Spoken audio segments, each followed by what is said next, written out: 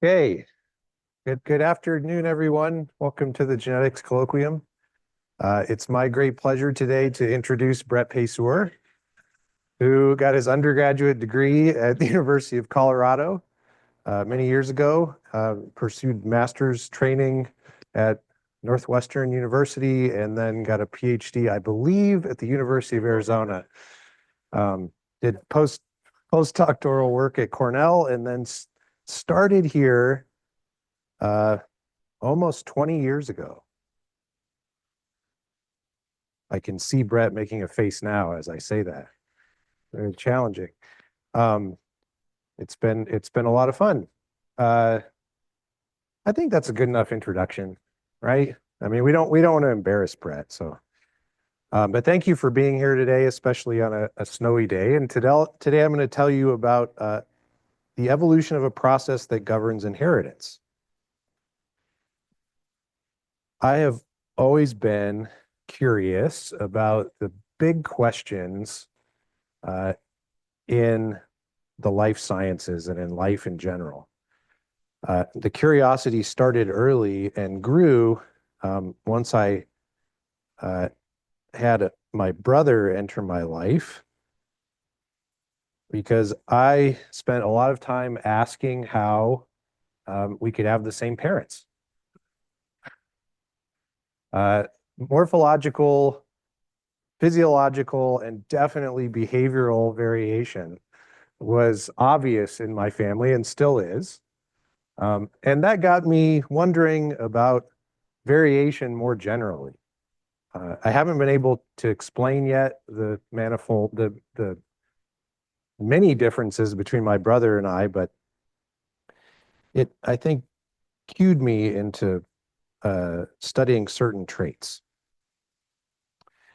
The, these are the current members of my lab, all smiling, as they often do.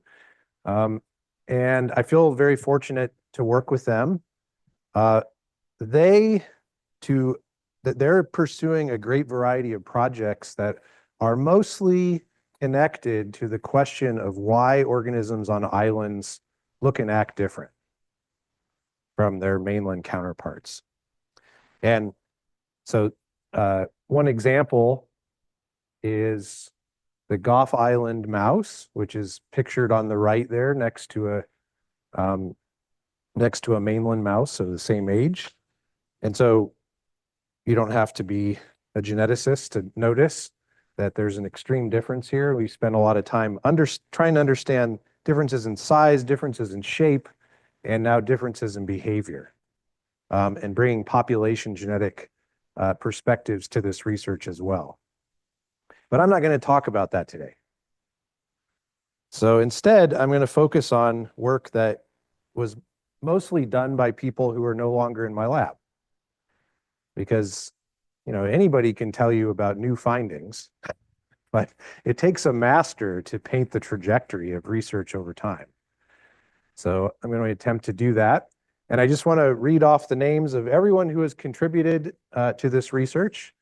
April Peterson, Beth Dumont, Richard Wang, Mikey Karchi, Mark Nolte, Pei-Ching Jing, Amy Dapper, and a special thanks to Carl Broman, who has been a collaborator on our recombination research from the beginning.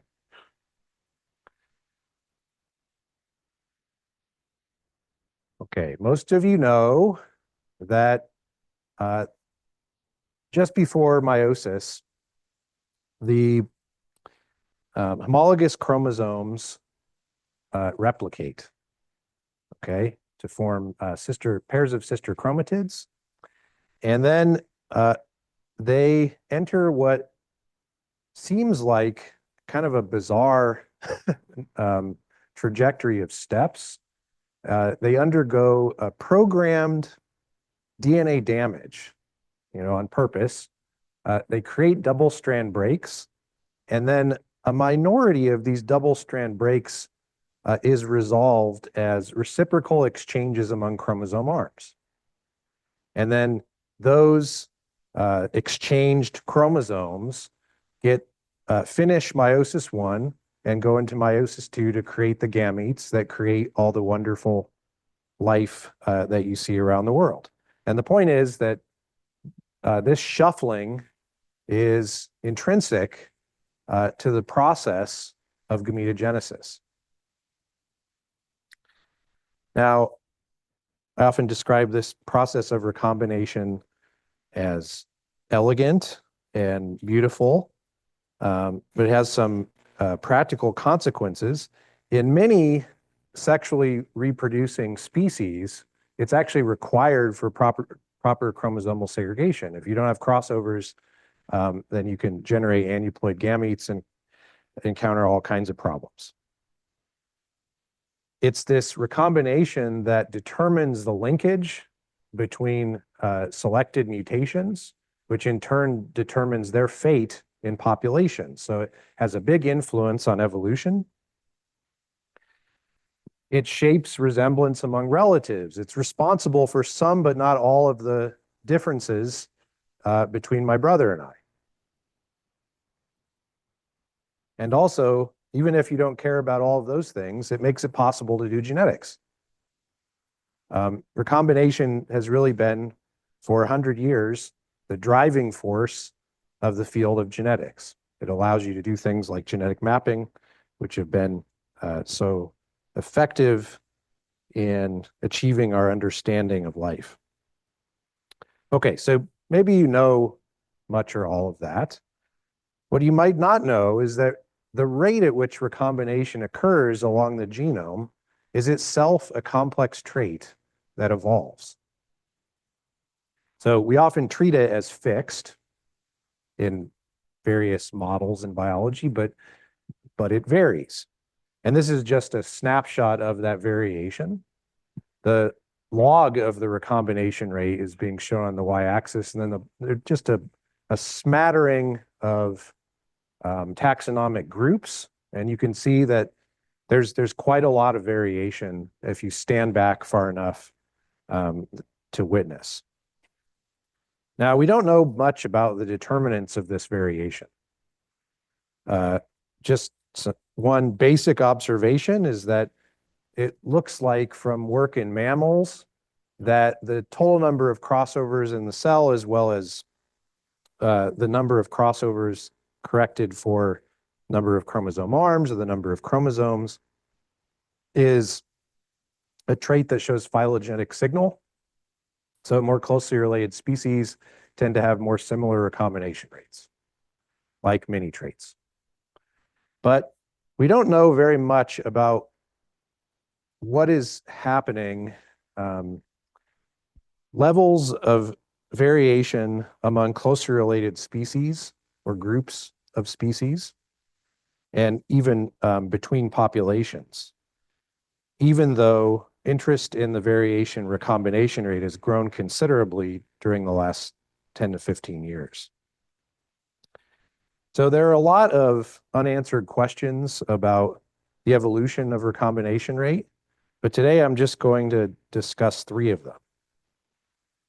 First, what is the role of sex in the evolution of recombination? As I'll tell you in a minute, there has long been evidence that females and males recombine in different ways, at different, I should say, different rates. But we know very little about the evolution of recombination rate and the degree to which that might differ among the sexes. Then I'm going to answer this question, or begin to answer it. What are the genetic determinants of recombination rate evolution between species and between populations? Again, there's been a fair amount of work done on the genetics of variation and recombination rate within populations, especially populations of mammals, especially humans. But we don't know much about this, these evolutionary scales. And then finally, I will talk about which steps in the recombination pathway are evolving rapidly. So unlike body size, another trait that we're obsessed with in the lab, we know a lot about the genes that are involved in the different steps that lead to a crossover. So we can look at patterns of molecular evolution to give us keys about where divergence may be occurring between species. Okay, but let's start with the first question. Females and males recombine at different rates. In most species where people have documented sexual dimorphism in the recombination rate, females recombine at a higher rate. That's true in humans. It's quite a big difference, by the way, but not in all species. And so that's kind of on average, which is what we're going to talk about today. But I should also mention that there are differences in the pattern of crossovers along chromosomes between the sexes. And the determinants of these differences are largely unknown. But there are stereotypical patterns. And they're pretty widespread taxonomically. Many of you will know one of the most dramatic examples. Some of the most dramatic examples are come from species like Drosophila melanogaster, where recombination is restricted to one sex. But there's quantitative differences in most species. Okay, we think that house mice are a good model for studying recombination, in part because they're, in terms of crossovers and the determinants, they're the best understood among vertebrates, at least. And they have a cosmopolitan distribution due to their capacity to hitch a ride with humans.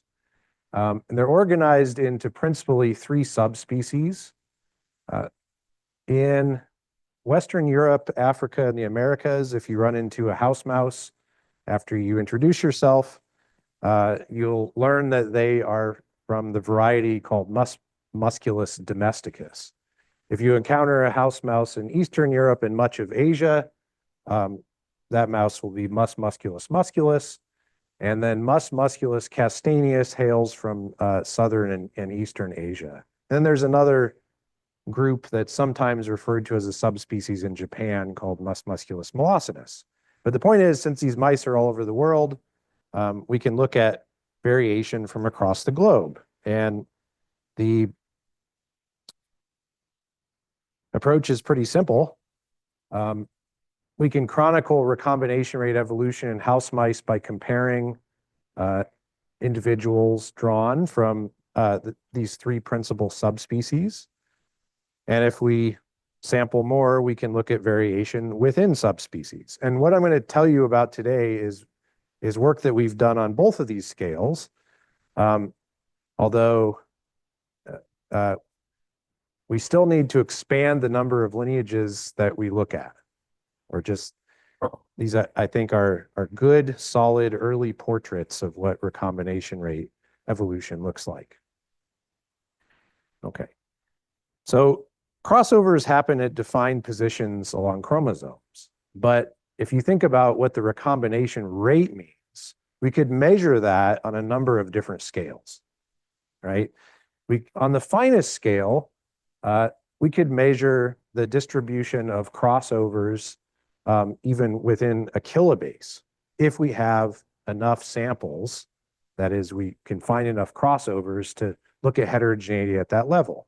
And there's been a lot of work on that, especially in mammals where recombination hotspots seem to be important. But then there are broader scales from the kilobase to the megabase scale, and then across chromosomes, many megabases, where you can also measure recombination rate. And this is the scale that you often see in linkage maps. It lets you get at phenomena like crossover interference that are invisible when you're looking at the finer scale. And then there's the whole genome. And today, to simplify things, I'm going to focus on this level of the whole genome. So for simplification, but also keeping in mind that this might be the most basic readout of crossover variation that we can think of, just the number of crossovers in an individual spermatocyte or oocyte. Okay. So how do we do this? Well, the work I'm going to talk about today, I should say we have been looking at all of those scales of recombination rate variation. But today I'm going to focus on that broader scale. And we do this by using a convenient biomarker for recombination. What's shown on the slide here at the top is the phases of meiotic prophase 1. And what happens as you move towards pachytene is that the synaptonemal complex, this kind of protein glue, tethers the homologous chromosomes together. And then this DNA mismatch repair protein, MLH1, shows up, binds to the synaptonemal complex to do its job. And the reason why we care about MLH1 in this context is that MLH1 is repairing double-strand breaks into crossovers. Okay, so it's a marker for a crossover. So by staining for MLH1 and staining for the synaptonemal complex, we can count crossovers in individual cells, which is a pretty exciting thing to do. All right, so this is what it looks like. In mice, we look at spermatocytes taken from males 5 to 12 weeks of age. And we look at oocytes in females from embryonic day 16.5 to less than a day after birth. And as I said, we look at these images. The red shows you the synaptonemal complex. So if you can just imagine the homologous chromosome, a pair of homologous chromosomes on either side of that red line. And then the green dots that land on those red lines are crossovers. And so here we don't have to, as I said, we can look at, get a recombination rate for an individual cell, and then we can measure many cells from an individual animal and get a rate for an animal, and so on and so forth. So this is just what I said. The green dots show MLH1. The red shows SYCP3, which is a synaptonemal complex protein. And then if you can see the blue or purple, that's showing the centromere. Okay. So what April Peterson did, which was, all this work I'm going to describe to you from graduate students in my lab was just heroic.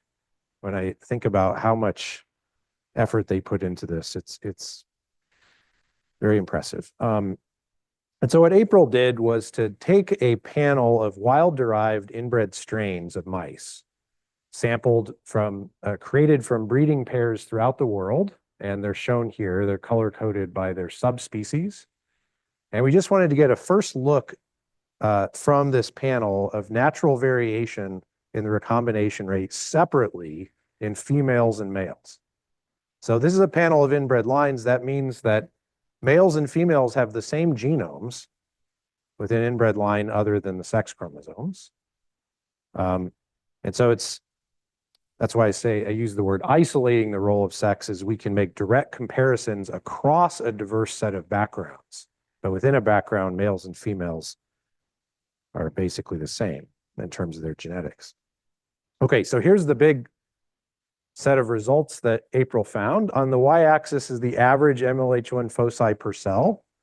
So this is our estimate of the genome-wide number of crossovers. We're just focusing on autosomes here. And then on the x-axis, we have different strains labeled by their subspecies. And each data point on the plot is indicating the average for that strain. So it's average of about 10 spermatocytes within an individual and then across a bunch of individuals for a strain. Okay? And so there are a couple of points I want to make here.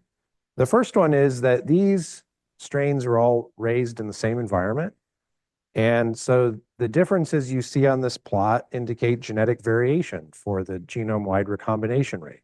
And you can see that there's substantial genetic variation in both sexes. the circles being females, the triangles being males. The second point is that the relationship between female recombination and male recombination varies among strains. This was a little bit of a surprise to us, at least initially. And you can see some pretty big differences here. In fact, it's not even the case that which sex has the higher rate is maintained across strains. That in itself varies, right? So overall, it looks like, there's more variation among males. And I just want to emphasize again that females and males for this experiment, from the same strain have the same genome, except for the X and the Y. Okay, so those are some patterns that April noticed. To try to get at more of some of the determinants of this variation, she picked out strains, males from strains that have very high rates and males from strains that have low rates, and did some comparisons between them, different steps in the pathway. And here's what she found. The first is that high recombining males have more crossovers throughout their genome. So it's not just like there's some hotspot that's blinking on and off, but they're actually distributed throughout the genome. They also have proportionally more double strand breaks. So maybe this increase in recombination rate is being set kind of early on or at least partly in the events that lead to crossovers. Also, perhaps surprisingly, April noticed that males that recombine more have stronger crossover interference. So crossover interference is this phenomenon where if you look at the distribution of crossovers along a chromosome, they're not random with respect to each other. They tend to be more evenly spaced. So you might think that if you have less crossover interference, that would help you evolve a higher rate. But that's in fact the opposite of what she saw. So these are some clues, even though we're a ways away from understanding exactly what's happening. That's a really fun thing to say, but that's true. April went further, and so everything I just showed you there was about the average, but she went further to look at the intercellular variance in the number of crossovers and to compare that between the sexes. And interestingly, what she found here is that that variation, I should say, oocytes show more variation in the genome-wide recombination rate than spermatocytes. So here's another kind of sexual dimorphism that April found. And we don't know what causes this, but one consequence potentially is that selection targeting recombination in a sex-specific manner might be more effective in males, which, if you think about it, could help to explain some of the more rapid evolution in males that I showed on the previous slide. Okay, so now, while I was preparing for this talk yesterday, I was also weighing the challenges that face the scientific enterprise in the United States. And so I forced myself to write jokes about recombination. And I've never done this before. Usually I tell jokes, they're just off the cuff, but here we go. Okay, a recombination protein weighs the economic trade-offs of its activities. I worry that if we keep making these novel genetic tapestries so beautiful, we're only going to increase the price of eggs.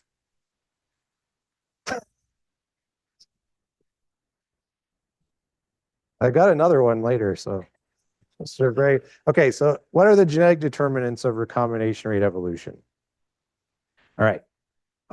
Beth Dumont first took on this problem in my lab, and she took two of the subspecies that have big differences in the genome-wide rate and crossed them to each other.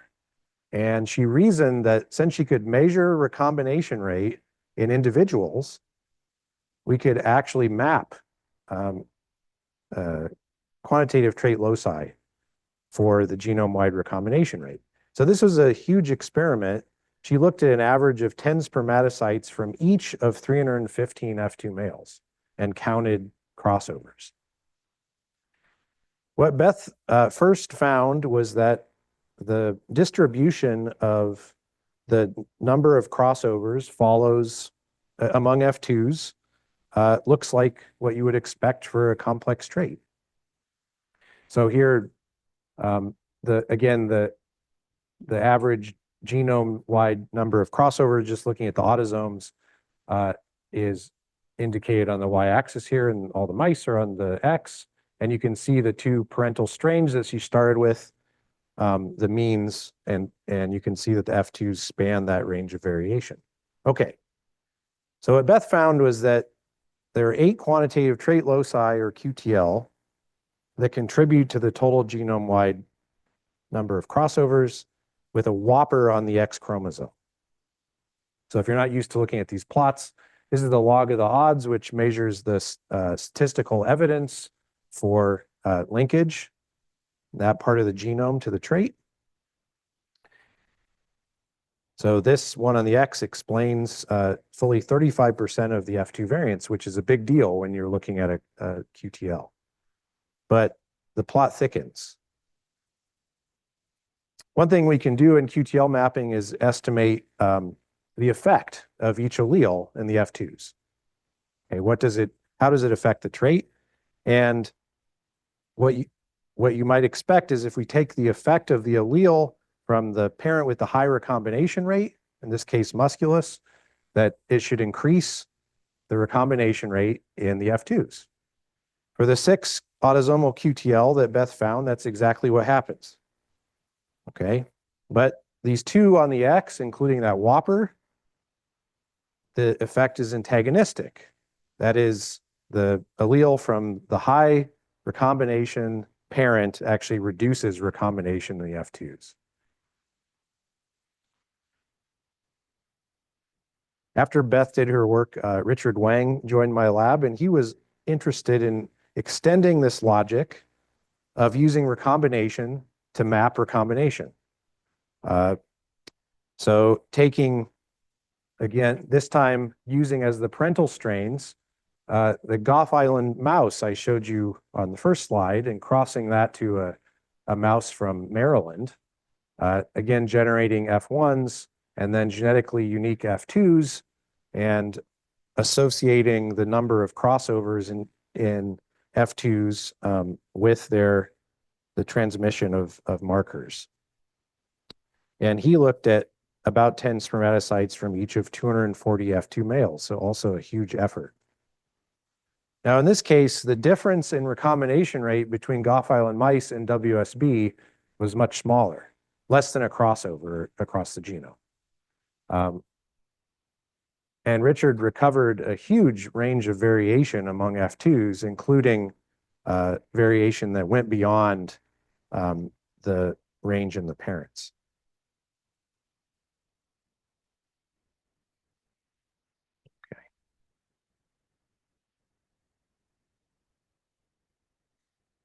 In all, he found 4 QTL for the genome-wide recombination rate in these 2 domesticus strains. And this time, nothing on the X chromosome. So all 4 of these QTL are autosomal. And when he looked at the effects of the QTL, here's what he found. So it's so funny, I'm not using this. Moving from left to right. So this is the Gough homozygous Gough allele. Remember, the Gough mice have a higher recombination rate, and the WSB mice parent have a lower recombination rate. So this kind of a trajectory is what you would expect for a QTL where the effect is preserved in the F2. Okay, it goes in the same direction as the difference between the parents. So Richard saw this for QTL on chromosomes 5 and 6, but this one on chromosome 14 was antagonistic, again with the allele from the high recombination parent actually reducing the recombination rate. And then there's some crazy business happening on chromosome 10, where the effect of the QTL depended on the cross direction. But I just want you to note that once again, we have this antagonistic QTL. Okay. Now, Richard was also interested in, so this is looking at the mean. He was interested in QTL for the intercellular variance in recombination rate. And he starts thinking about the ability to map these traits. It's basically unheard of. Richard was the first one to even try this. And there are people who map QTL for the variance of a trait, but it has to be a trait where you can measure the variance. And this is a perfect one because Richard could measure the variance within each mouse. So what he noticed is that Gough Island mice, remember, they have a higher mean recombination rate. Well, they actually have lower intercellular variance among spermatocytes than WSB, and that's what's indicated by these vertical lines. And here's the distribution across F2s of the variance in MLH1 count. And Richard was able to find a QTL that affects this variance. So the effect plot is shown on the right there, and it goes in the direction that's aligned with the parental difference. But again, this was kind of a novel thing to see. Okay, so Beth and Richard mapped a lot of QTL, and we don't, anticipating one of your questions, we don't yet know what the genes are, but we have a clue, especially for one that Richard mapped. For one of the QTL, right under the peak, is a gene where there are non-synonymous substitutions between Gough Island mice and the Maryland mice. And it's expressed in the right place at the right time, meaning in spermatocytes. And it turns out to be a gene that has been tied in both a functional and GWAS kind of way to recombination rate. So RNF212 is a sumo E2 ligase that helps helps recruit and stabilize other proteins, including high 10, to crossover precursors. Okay? And so it helps determine which crossover precursors get designated as crossovers, part of the so-called crossover, non-crossover decision. And one of the reasons we got particularly excited about RNF212 is that genome-wide association studies, first in humans, but now in pigs, in cattle, in several other species of mammals, have consistently identified RNF212 as a contributor to genetic variation and recombination rate within populations. Okay, so at this point, it's just a candidate gene, but I think it's a pretty good one. All right, so Richard wanted to go further and try to figure out what other processes might be involved in the evolution of recombination rate. And so we thought about intermediate phenotypes that we could measure using his rich collection of images and also Beth's. And one of them that came to mind right away is the synaptonemal complex, which really you can think of as the scaffold for crossing over. It's all the real estate where the crossovers can happen. And as I said, the synaptonemal complex is this proteinaceous glue that binds the homologs together. And it's often referred to as a zipper, as you can see in that image on the right. Okay, that's great, but how do we measure it? Well, both Richard and Beth stained for this SYCP3, this synaptoneal complex protein in red. And we started thinking about how to measure this in the thousands of images that both of them had collected. So one could use some, NIH like ImageJ kind of plugin and do this by hand, but Richard wasn't having any of that. So he basically co-opted a kind of machine learning approach to estimate the total length of the red lines in each of these images. That's like the total length of all the synaptoneal complexes. And at first, when he told me he was going to do this, I was like, great, but how the heck is that going to work?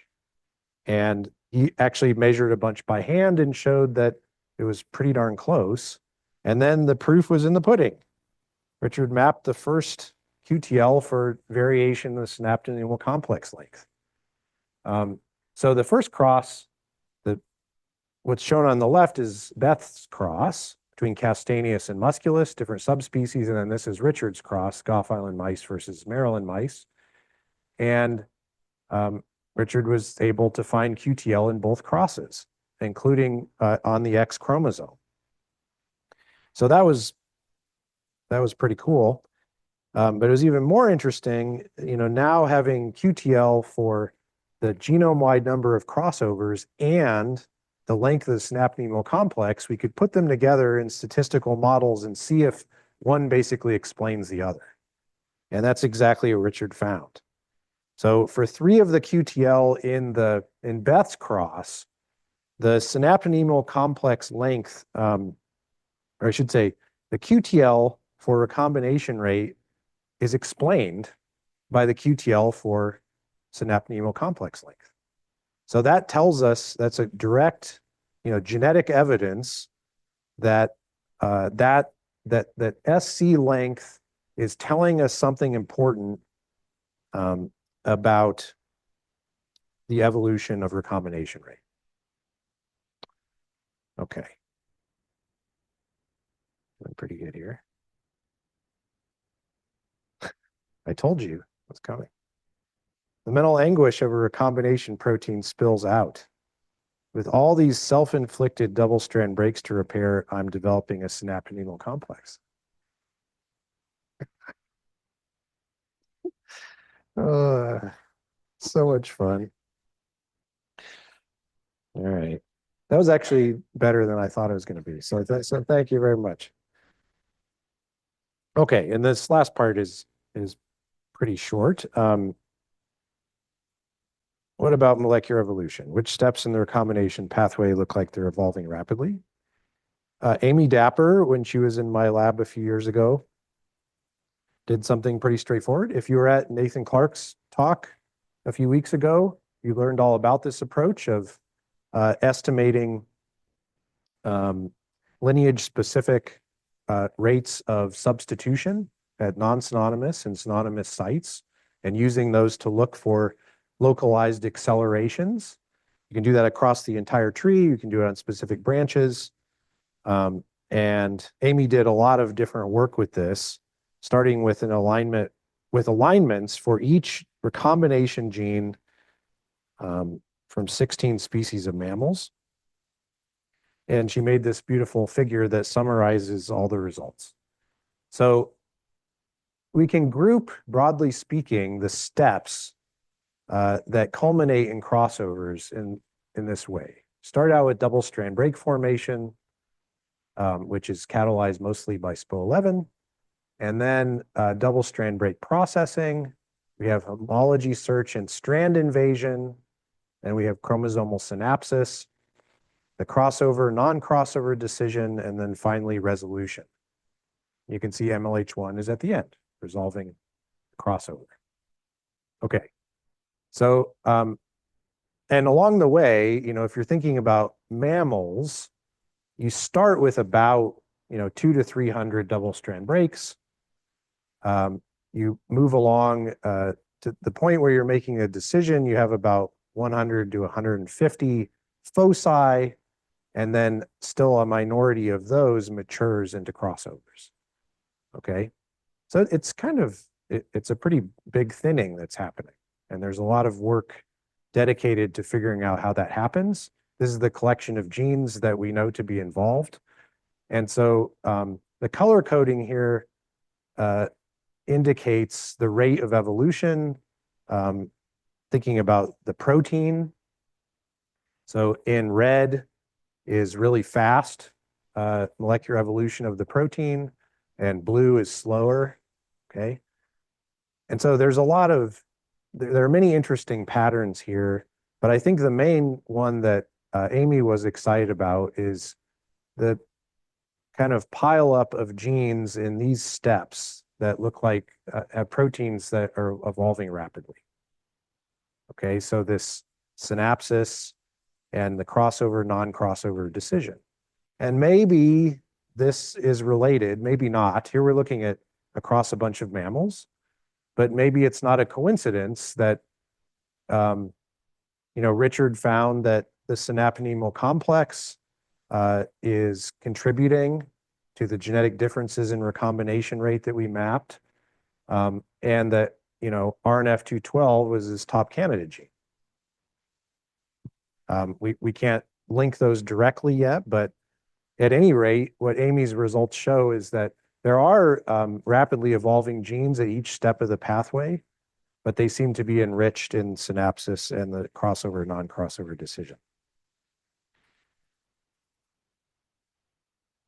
One of the most exciting results, again, using methods that were described by Nathan Clark in his seminar,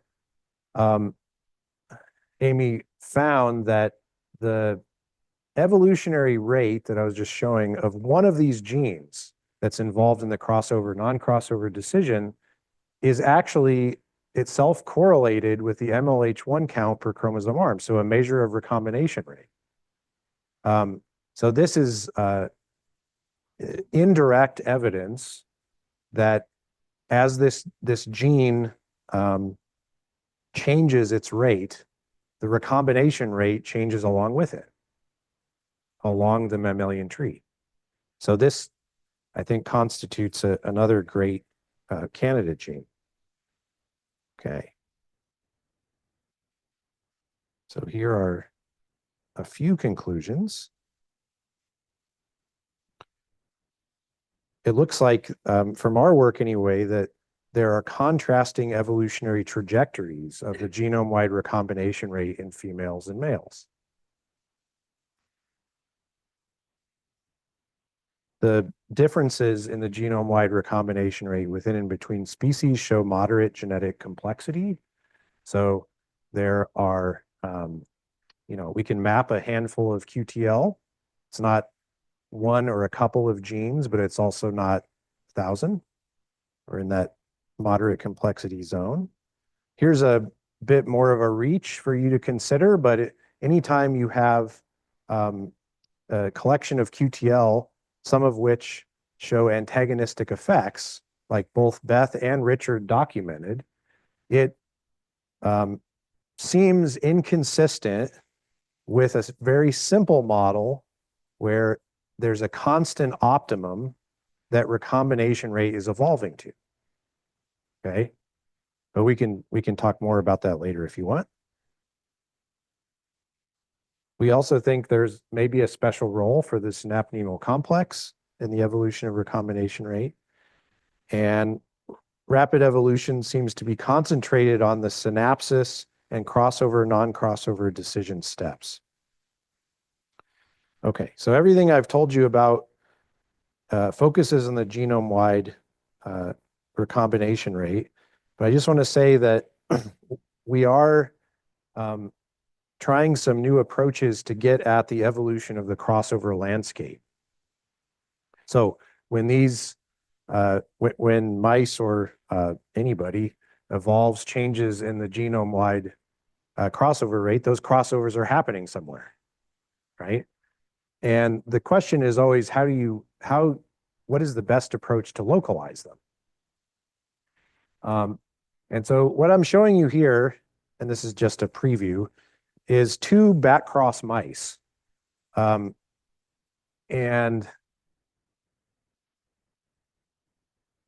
what we've done is to sequence their genomes at low coverage and sequence the genomes of the parents and F1s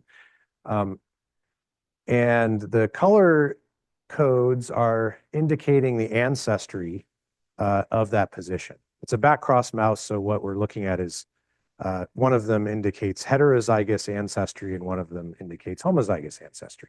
But I guess the point is the same, that you can probably tell that this approach, which is really simple, looks like it has tremendous power to finely localize crossovers, right?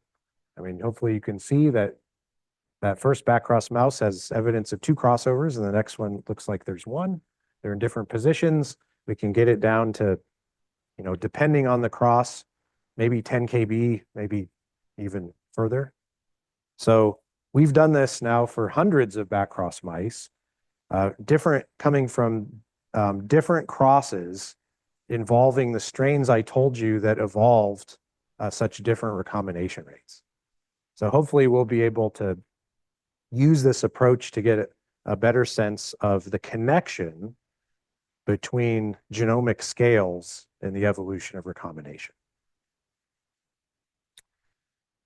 We can look at the evolution of crossover positions. We can look at my favorite, the evolution of crossover interference, where we know almost nothing. And also we can revisit the evolution of differences between females and males.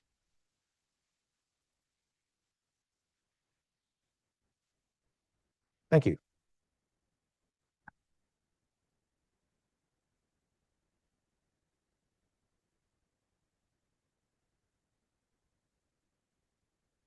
Audrey.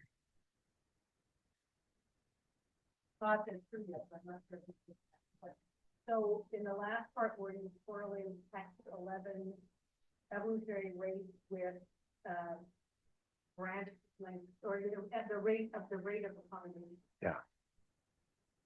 You have this antagonistic effect that suggests the rate is often. When you look at the residuals in that fit and see if there's something else that's evolving, or maybe were they just co-evolving? I'm just wondering if there's more information in that assay that could tell you what the gene is that's giving the antagonistic effect. Does that make sense? Well, I mean, I see where you're going. The challenge is that maybe I didn't say this, but the antagonistic effects are coming from the QTL mapping within and between subspecies, whereas this other inference is across mammals. So I kind of hinted that they might be related, but we don't know what kind of an effect.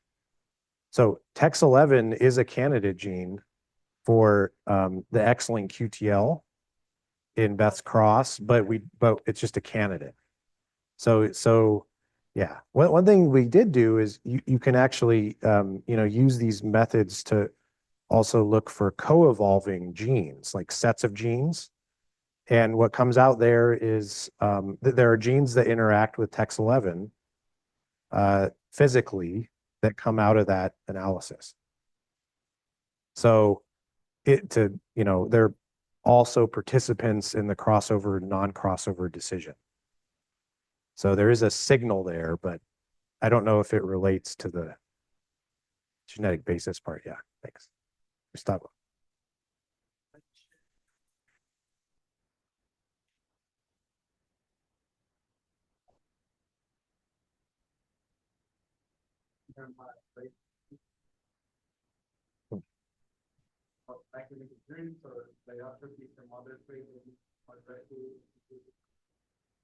That's the million-dollar question. So are you asking like what's the positive selection driving? Yeah, I don't know if that, I didn't say this because it doesn't sound as good, but I don't know if that molecular evolution is connected to recombination at all.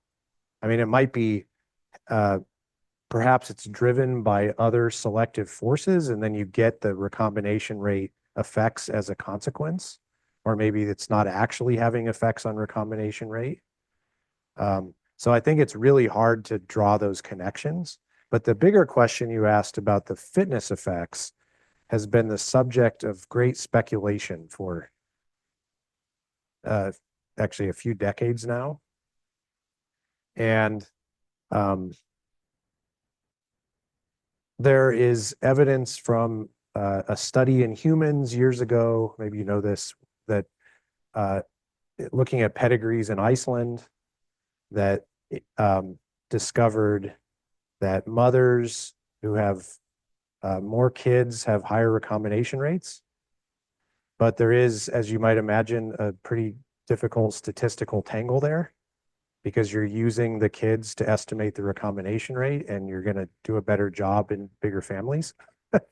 But nevertheless, that's one sign. Now, so there's a potential relationship there with fecundity, but I don't know. Some people think that the recombination rate doesn't have an optimum, that there are constraints on either side. Like if you have too few crossovers, you get aneuploidy. If you have too many, it's hard to repair them. And maybe the recombination rate is bouncing around kind of in the middle, like sort of reflective boundaries. And then there isn't really an optimum. There's just two cliffs. It's a big question. So in my mind, I don't think we really have a clue. So I don't have a clue.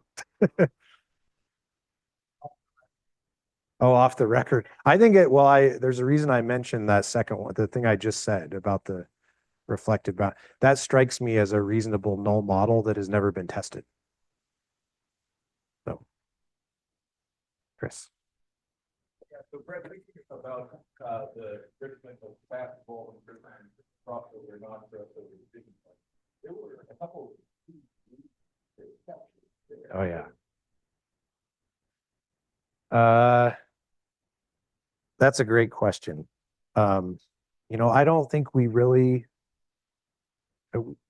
considered the detailed interactions among the set of genes in trying to explain those patterns. Is that kind of what you're getting at? Like what, yeah, it is a little bit of rough around the edges to just say, well, look, 3 out of 5 are falling rapidly. So it would be good for us to do that. That's a good point. Yeah. Matt.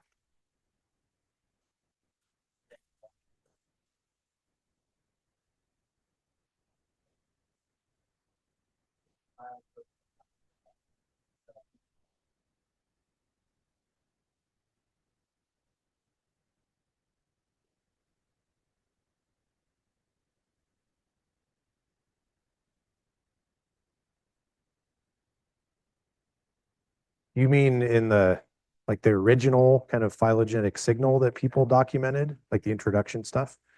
Yeah. So actually they've done that. That you get that signal whether you're looking at the raw number of crossovers or adjusting for genome size. So it's not just variation in chromosome number or chromosome size.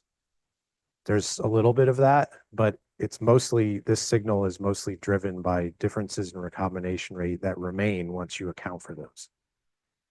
And that's true for, I think, pretty much everything I showed you with the results from our lab. It's a good question. Yeah. Cool.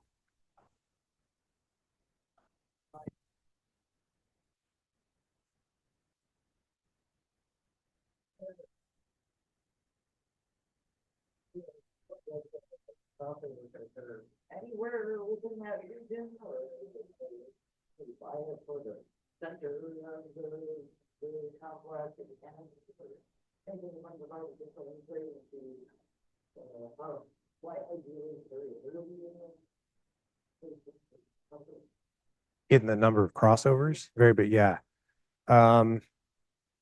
So with the MLH1 approach, you can see, you can, yeah, you can. And you can see known kind of position effects there. Like in males, there tend to be more, there's a bias towards the telomere, for example. And so you can see some of those effects, and you can also see, remarkably, you can see like evidence of crossover interference. So you can take the subset of bivalents that have two crossovers and look at the distance in the synaptic complex length. And you can see that that's spaced non-randomly. No, it is. It is. It's the same one. Yeah, that's right. It's the same one. So, so we can see some of those biases that have been known before, but I guess we're kind of hoping that, but that's low resolution, right? So with this, genome sequencing of the recombinant animals, we're hoping to get a fine scale picture of that to try to connect. Now, the problem with what I just said is that when we look at the back cross mice, we're not going to be able, we won't have a measure of the synaptic complex.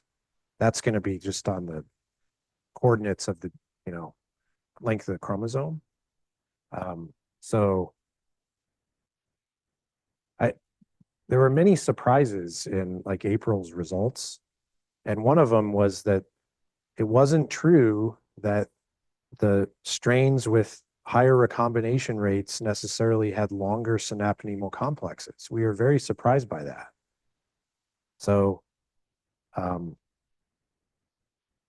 which seems kind of a little bit weird when you compare it to the genetic results that we got in the mapping,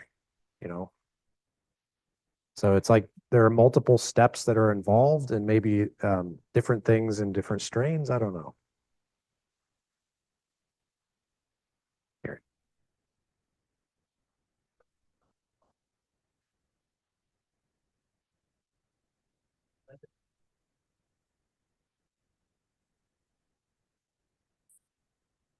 Yeah, basically.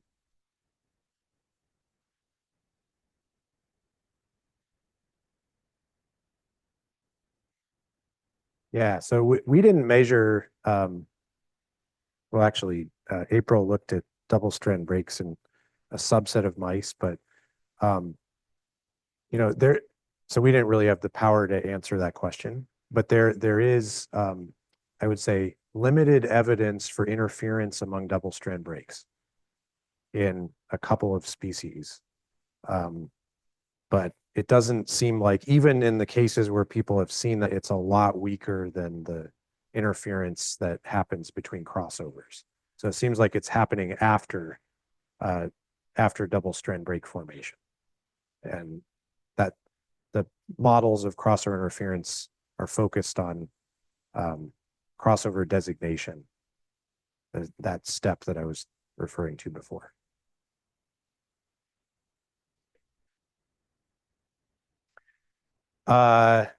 Yes, we do. The males have stronger crossover interference. And that's true across the different genetic backgrounds we looked at. So that, yeah. It's a good question, Jake.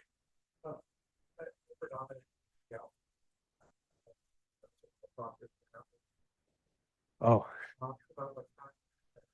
Oh. We really don't know. There's one thing that I didn't say is that the line that we used in the Domesticus by Domesticus cross, the Gough Island mouse line, was not fully inbred. And so there's a possibility that, you have some residual heterozygosity there that could mean that different cross directions may actually be segregating for different things, if that makes sense. But that's the boring, and I always start with the boring one. Usually do, that's right. And the boring one's usually right, isn't it? But I don't know.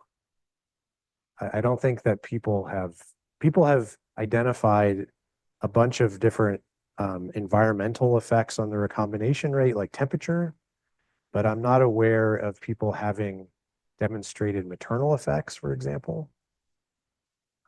Nor do I have a mechanism for how that would work. But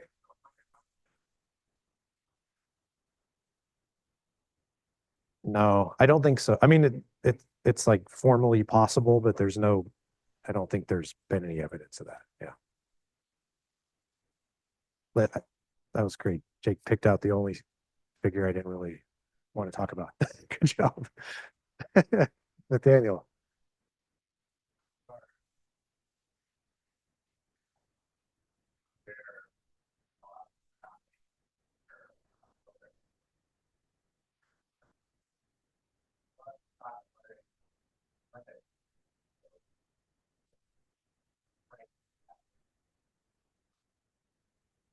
A lot of time figuring out how to use pointer a couple and background.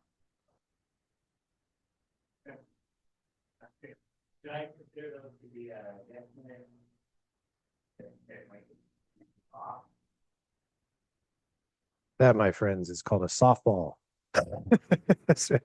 Yeah, I think it's a good point. And um th-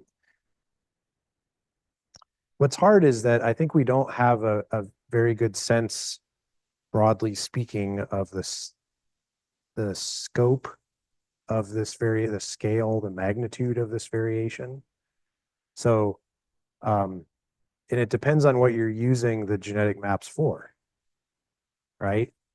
Like maybe, if you're doing QTL mapping and you have a sense that these two markers are, I mean, basically you're going to often reconstruct the genetic map on the way to do the mapping of the phenotype. And then it doesn't matter because you're using the map that you should use to localize QTL. But if you're using maps that exist that were estimated from other strains, it's going to be off by some amount. The problem is I can't tell you how much, and I'm not useful in this way. So it's like yes and good luck. I don't know I don't know what to say. It's just kind of, you know,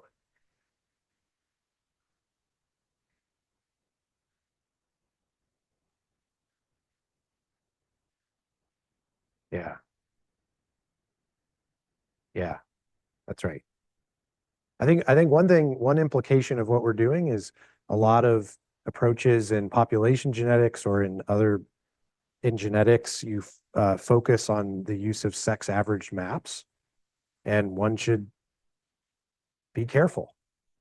As I like to tell people, meiosis doesn't happen in sex averaged individuals.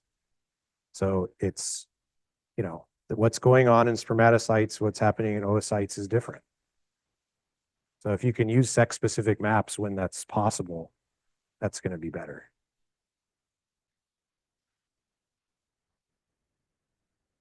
Okay. Well, thank you very much.